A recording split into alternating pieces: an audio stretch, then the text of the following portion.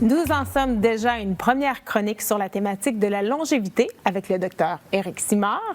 Vous allez voir, pendant cette série de chroniques, on va prendre une bonne habitude en débutant. On va prendre le 3e tome de M. Simard qu'il a écrit, le petit guide de la longévité. Et ça, c'est un guide qui contient 365 énoncés qui vont vous donner le sourire, qui vont vous donner des conseils également de prévention pour favoriser les saines habitudes de vie. Et ça va nous permettre d'ouvrir la discussion sur nos thématiques pour toutes ces chroniques qui traitent de la santé de nos aînés. Notre première chronique porte sur la personnalité pour vivre centenaire, M. Simard, et le premier énoncé va comme suit. Les centenaires possèdent les mêmes facteurs de risque génétique que le reste de la population. Ils sont simplement plus résistants à l'expression de ces gènes en raison de leurs saines habitudes de vie. Donc voilà, la discussion est lancée. Est-ce que vraiment ils ont une meilleure personnalité?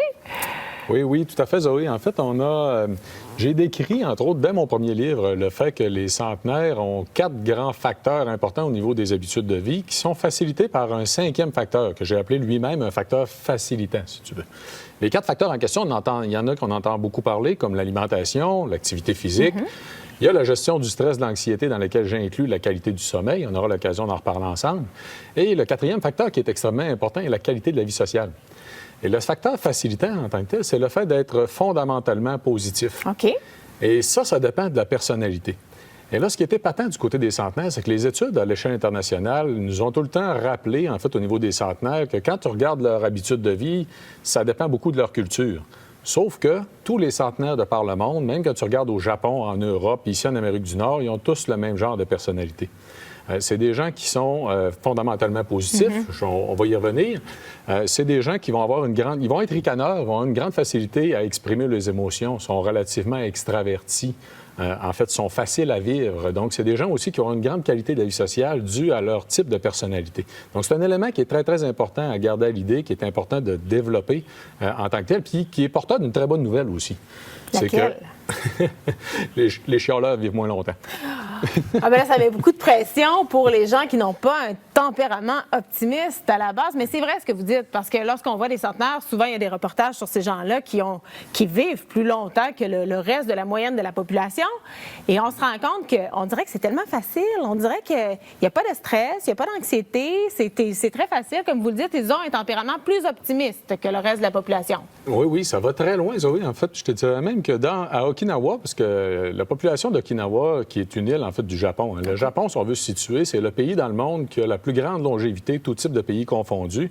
Puis même quand on regarde le Japon, il y a une des îles du Japon qui s'appelle Okinawa, qui a une longévité encore plus importante. On parle de 4 à 5 fois plus de centenaires à Okinawa que dans le reste du monde. Les gens là-bas ont 2,5, 3 fois plus de chances, en fait, d'atteindre 90 ans et plus. Et quand on regarde Okinawa en tant que tel, sur les habitudes de vie, le type de personnalité, il y a des études qui ont même montré ce qu'on appelle de l'autodétermination des conditions de santé, que les gens centenaires même vont se déterminer une condition de santé excellente, même quand ils ont des problèmes de santé, même quand ils filent pas beaucoup, même quand... Et c'est là que c'est intéressant de comprendre, en fait, le fait d'être fondamentalement positif, ça va plus loin que juste parler du verre à moitié plein ou du verre à moitié vide. Donc, c'est vraiment un état d'esprit, c'est une façon de considérer la vie de façon générale. Mais vous avez parlé tout à l'heure des autres facteurs parce que c'est une combinaison de facteurs. Oui, être positif, être optimiste, mais il y a une combinaison d'autres facteurs parce qu'il y a une part de génétique dans tout ça, j'imagine. Oui. C'est quoi la proportion génétique versus la proportion des autres facteurs qui peuvent entrer en ligne de compte? On évalue que c'est environ 15 à 25 de la longévité humaine qui serait expliquée par la génétique. Okay. Donc, ça ne veut pas dire qu'il n'y a pas des chanceux, en fait, qui sont, par exemple, porteurs de... Il y a une modification, entre autres, au gène FOXO qu'on connaît, en fait, là, qui est surreprésenté chez les centenaires. Donc, oui, il va y avoir des chanceux qui peuvent avoir une génétique qui peuvent les aider. Mais de façon générale, pour la population en général, c'est 15 à 25 Donc là, bonne nouvelle. En fait, ça veut dire que le 75 à 85 qui reste dépend des habitudes de vie en tant que tel, de comment on va vivre. Puis la raison pour laquelle la personnalité est si importante, c'est important de développer une personnalité positive, en fait, d'être fondamentalement positif, c'est que ça facilite la mise en place de tous les autres éléments. Les gens qui sont fondamentalement positifs vont automatiquement être consciencieux par rapport à leur alimentation, avoir une plus grande qualité de la vie sociale. Ça va les aider à mieux gérer le stress, l'anxiété, les problèmes de sommeil. Donc, ça va en faire des gens, en fait, qui qui vont tout simplement mieux vieillir tout au long de leur vie. Puis il y en a beaucoup qui s'en rendent même pas compte. Hein. Ils sont nés comme ça, tout simplement. Comme mon arrière-grand-mère. Ah, elle a vécu, elle a été centenaire?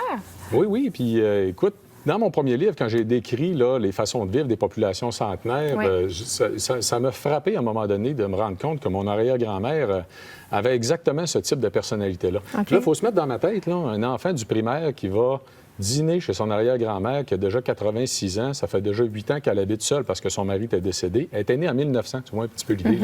Elle a vu la Première Guerre, la Deuxième Guerre mondiale. Moi, je trouvais ça passionnant. Et là, je demande à mon arrière-grand-mère, comment ça va, grand-maman? Puis elle me répond avec le ton d'un général de l'armée, ça va très bien, ça a toujours bien été, je ne verrais pas pourquoi que ça changerait.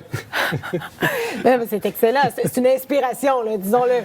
Oui, bien, c'est qu'à l'époque, en fait, moi, ça m'a marqué. Puis là, quand j'ai écrit le premier livre, en fait, j'ai réalisé que ce qu'elle venait de me dire dans la phrase venait de couvrir les 3 facettes des gens fondamentalement positifs. Ils ont un regard positif sur le passé, ils ont un regard positif sur le présent, puis ils sont confiants de l'avenir. Ça va très bien, ça a toujours bien été, je ne verrais pas pourquoi que ça changerait. Exact. Ouais. Bien, c'est très inspirant tout ça et on va toujours terminer nos chroniques, Dr Simard, avec les suppléments que vous avez commercialisés sur le marché de la gamme Vitoli, de la gamme base également qu'on va parler un petit peu plus tard dans les chroniques. Cette fois-ci, pour la personnalité, pour vivre centenaire, on veut bien vieillir. C'est les suppléments Vitoli bien vieillir. Oui, effectivement. On a développé Bien vieillir spécifiquement pour aider les gens à garder leur capacité beaucoup plus longtemps.